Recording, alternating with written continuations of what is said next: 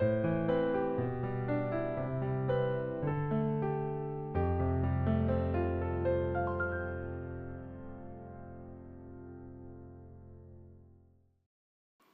오늘도 예배 자리에 나오신 여러분 모두를 환영하고 축복합니다. 오늘은 4월 23일 화요일인데요. 하나님의 은혜를 간구하며 기도하며 나아가겠습니다.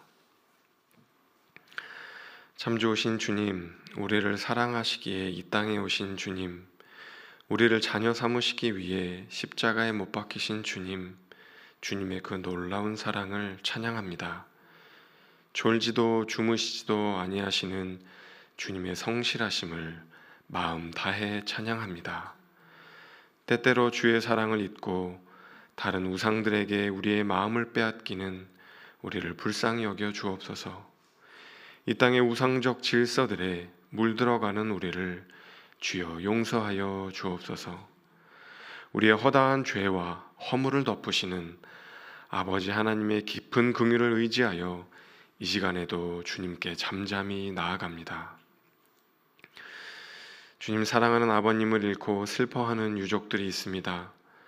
사연 많은 한평생을 살다 가셨지만 주님의 놀라운 사랑과 자비를 베풀어 주옵소서.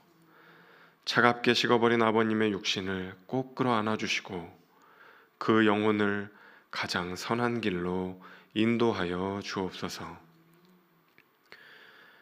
자녀의 안면 경련으로 기도하는 가정이 있습니다.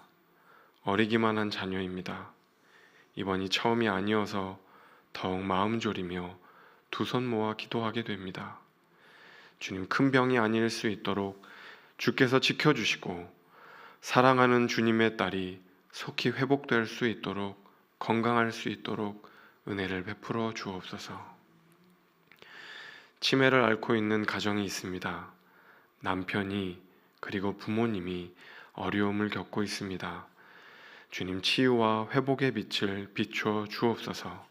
함께 어려움을 겪고 있는 가족들을 보살펴 주시고 위로하여 주옵소서. 하나님, 교회 이전을 앞두고 기도하고 있습니다. 우리가 함께 예배드릴 수 있는 처소를 허락하여 주시고 그곳에서도 복음 증거하며 선교적 사명을 감당할 수 있는 우리 교회가 되어질 수 있도록 하나님, 우리 모두에게 가장 선한 길로 인도하여 주옵소서. 이제 주님의 말씀 앞으로 나아가기를 원합니다.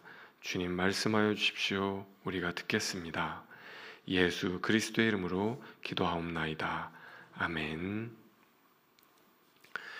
네, 감사합니다. 오늘 하나님께서 우리에게 주시는 말씀은 신명기 32장 15절에서 21절까지의 말씀입니다. 원래 33절까지의 말씀인데 오늘 21절까지만 살펴보도록 하겠습니다. 제가 한 절, 여러분이 한 절 교독하겠습니다. 그런데 여수론이 기름짐에 발로 찼도다. 네가 살찌고 비대하고 윤택하매 자기를 지으신 하나님을 버리고 자기를 구원하신 반석을 업신 여겼도다. 그들이 다른 신으로 그의 질투를 일으키며 가증한 것으로 그의 진노를 격발하였도다. 그들은 하나님께 제사하지 아니하고 귀신들에게 하였으니 곧 그들이 알지 못하던 신들, 근래에 들어온 새로운 신들, 너희의 조상들이 두려워하지 아니하던 것들이로다. 너를 낳은 반석을 네가 상관하지 아니하고 너를 내신 하나님을 네가 잊었도다. 그러므로 여호와께서 보시고 미워하셨으니 그 자녀가 그를 경노하게 한 까닭이로다. 그가 말씀하시기를 내가 내 얼굴을 그들에게 숨겨 그들의 종말이 어떠함을 보리니 그들은 심히 패역한 세대요 진실이 없는 자녀임이로다. 다 함께 읽겠습니다. 그들이 하나님이 아닌 것으로 내 질투를 일으키며 허무한 것으로 내 진노를 일으켰으니 나도 백성이 아닌 자로 그들에게 시기가 나게 하며 어리석은 민족으로 그들의 분노를 일으키리로다. 아멘. 아멘. 네, 여러분 평안하시죠? 하나님의 은혜가 우리 모두에게 함께 해주셨으면 좋겠습니다. 어제 그 5교구의 도곡 사목장에 김상숙 권사님의 친아버님의 이제 그 장례 소식이 이제 있었는데요. 오늘 오후 5시에 위로 예배가 있습니다. 부고를 보시고 가능하신 분들은 오늘 함께 위로하여 주시면 참 좋을 것 같습니다. 교회에서는 오후 4시 20분에 교회 차량에 출발하니까 참고하시면 좋을 것 같습니다. 오늘 이제 말씀 함께 나누면 좋을 것 같은데요. 어제부터 이제 신명기 32장 말씀을 우리가 이제 살펴보고 있습니다. 어제 말씀 혹시 여러분 다 기억하시는지 모르겠습니다. 신명기 32장의 말씀은 그냥 말씀이 아니라 뭐라고 말씀을 드렸죠? 모세의 노래다. 그러니까 말씀 형태로 기록되어 있기는 하지만 이것은 사실 노래로 불려진 내용이다라는 말씀을 드렸습니다. 그만큼 이제 중요한 내용이 담겨져 있는데 어떤 내용이 담겨져 있냐면은 이스라엘 백성이 가나안 땅에 들어가서 변심하지 말아라. 그 땅에 물들지 말아라. 다른 신들을 우상을 섬기지 말라는 그런 내용들. 어떻게 보면 예언이라고 할 수도 있고 어떻게 보면 경고라고 할 수도 있는 그런 내용들이 담겨져 있다는 말씀을 드렸죠. 그러면서 이제 어제 6절 말씀에 하나님이 이제 이런 이야기 하신 게 참 마음 아팠죠. 너희가 어찌 이같이 보답하느냐. 너희가 어찌 이같이 보답하느냐. 너희를 내가 얼마나 사랑하였는데 어떻게 나한테 이럴 수가 있느냐. 그런 주님의 말씀을 살펴보았습니다. 그러니까 이 신명기 32장의 말씀은 하나님의 슬픔이 담겨져 있는 노래다. 기쁨의 노래가 아니라 그랬죠. 그런 이야기를 드렸어요.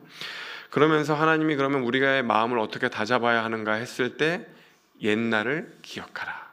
예전에 하나님께서 우리를 얼마나 신실하게 인도해 오셨는지를 기억하고 되새김질하고 그러면서 우리의 마음을 하나님께로 돌이킬 수 있어야 한다는 말씀을 드렸죠. 주님은 우리의 아버지이시다 그랬습니다. 자, 오늘은 이제 32장의 두 번째 단락인데요. 오늘 말씀을 이렇게 쭉 읽어보면은 어떤 내용들이냐면 대체로 이스라엘의 죄를 고발하는 내용이에요. 이스라엘의 죄를 고발하는 내용이 오늘 말씀의 대부분입니다. 그러니까 어제 말씀에 하나님은 완전하고 참되고 바르시고 선하시고 그런데 이스라엘은 어떻다 그랬죠? 정반대라 그랬죠. 불완전하고 흠이 있고 삐뚤어지고 도무지 내 백성인 것 같지 않도다. 이제 그런 이야기를 했어요. 그러니까 그 이야기의 확장판, 오늘 말씀은 그런 이스라엘의 죄에 대한 확장판이라고 보시면 될 것 같습니다. 자, 오늘 이제 첫 번째 15절 말씀에 보면 여수룬이라는 단어가 나와요. 여수룬. 좀 이제 어려운 단어인데요. 뭐 의로운 백성이다, 정의로운 백성이다, 뭐 그런 뜻이에요. 근데 이제 뜻보다도 요거는 이스라엘의 애칭이다. 하나님이 이스라엘을 이렇게 애칭으로, 별칭으로 부르시는 그 표현이 여수룬이라는 단어예요. 그러니까 이스라엘 백성을 지칭하는 거다.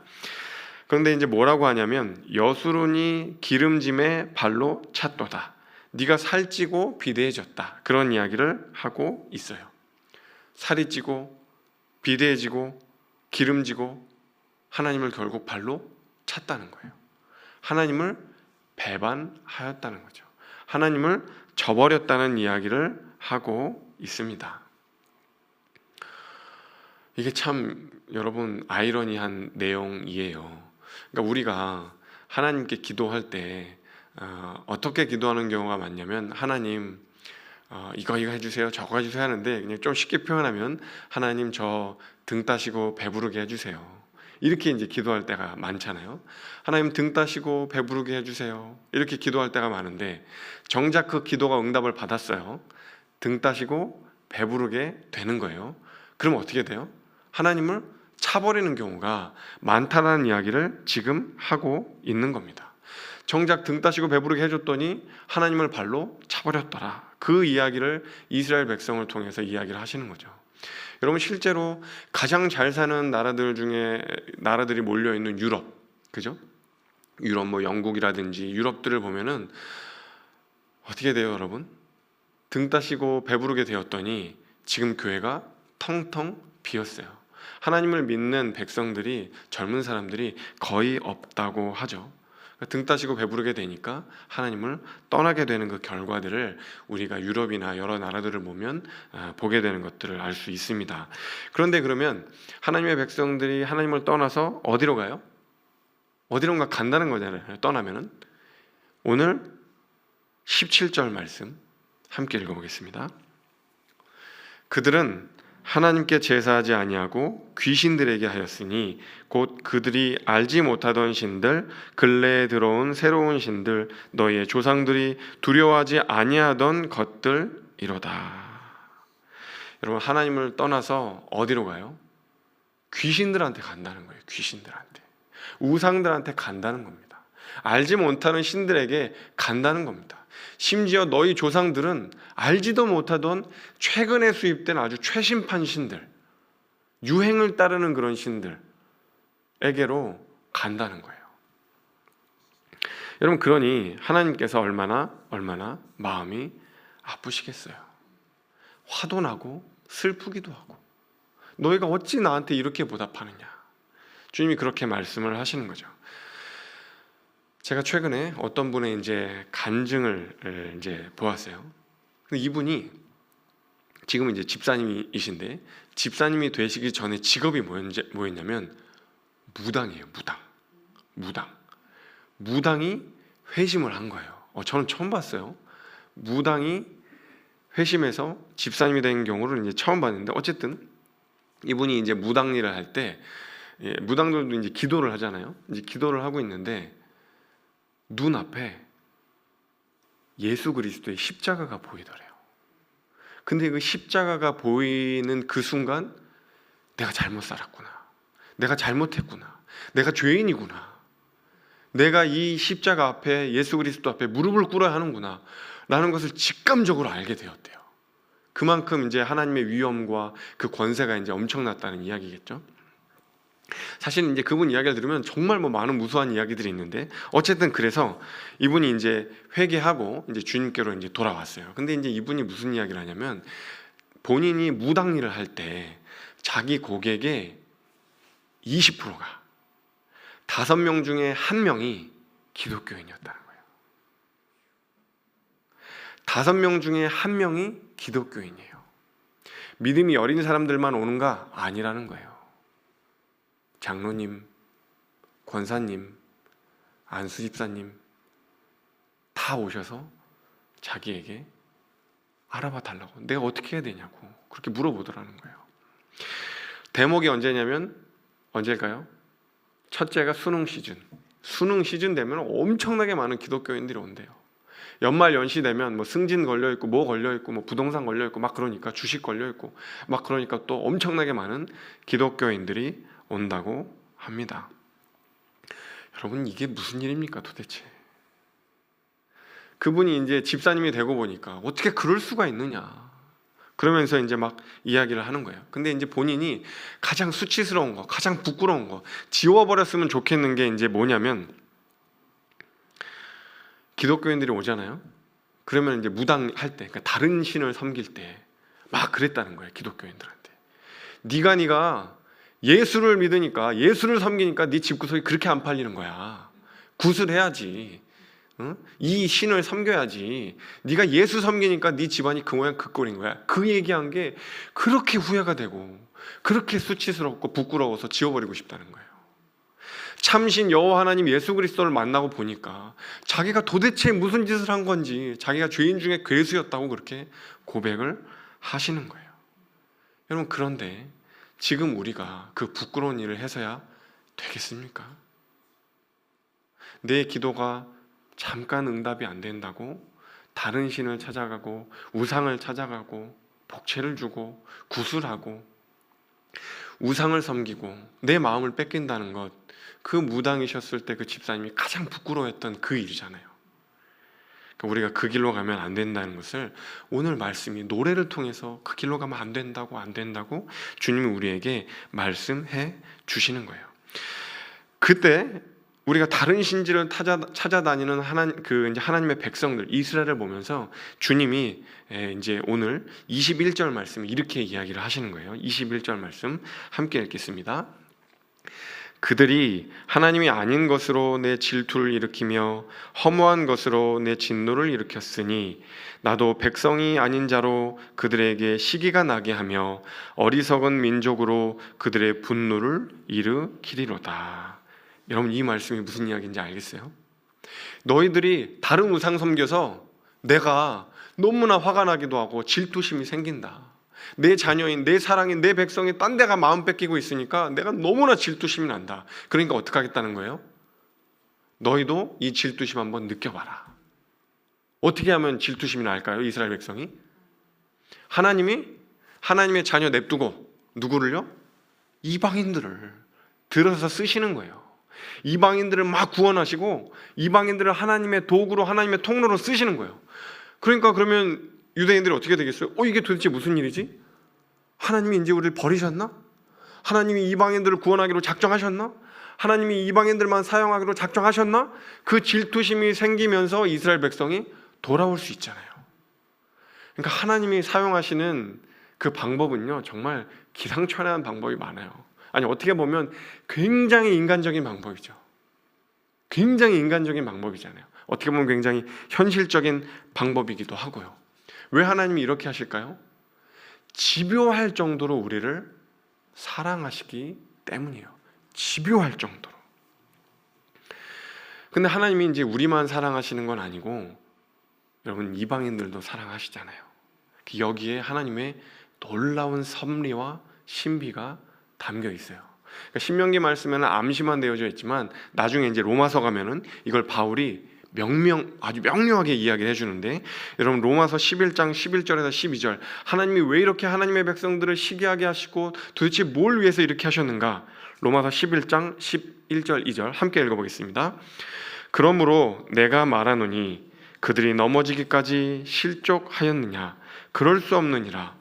그들이 넘어짐으로 구원이 이방인에게 이르러 이스라엘로 시기나게 함이니라. 그들의 넘어짐이 세상의 풍성함이 되며 그들의 실패가 이방인의 풍성함이 되거든 하물며 그들의 충만함이리요. 여러분, 아멘이신가요? 그들의 넘어짐으로 구원이 이방인에게 이르고 그들의 넘어짐이 세상의 풍성함이 되었더라. 그들의 실패가 이방인의 풍성함이 되거든 하물며 그들의 충만함이리요. 여러분, 이게 놀라운 겁니다.